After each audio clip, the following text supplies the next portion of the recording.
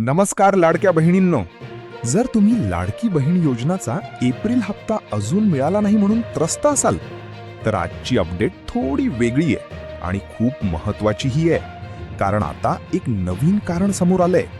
पहा, अनेक महिलांचे बँक खाते प्रायमरी डीबीटी अकाउंट म्हणून सेट नाही. म्हणजे काय? तुमच्याकडे एकापेक्षा जास्त बँक खाते असू शकतात, पण डीबीटी साठी फक्त एकच अकाउंट ऍक्टिव्ह असतो. आणि जर तो अकाउंट योग्यरित्या सेट नसेल तर पेमेंट येत नाही किंवा होल्डवर जातं. यामुळेच अनेक महिलांचे एप्रिलचे पैसे अडकलेले आहेत. आता मोठा अपडेट, सरकारकडून अकाउंट मॅपिंग चेक सुरू करण्यात आले. म्हणजेच कोणत्या खात्यात पैसे पाठवायचे ते व्हेरीफाय केले जात आहे. यामुळे थोडा डिले झालाय, पण प्रोसेस पूर्ण झाल्यावर पैसे थेट योग्य खात्यात जमा होतील. आता तुम्ही लगेच काय करायला पाहिजे? तुमचा डीबीटी प्रायमरी अकाउंट कोणता आहे ते चेक करा, NPCI मॅपिंग स्टेटस व्हेरीफाय करा आणि जर गरज असेल तर बँकेत जाऊन अकाउंट अपडेट करा.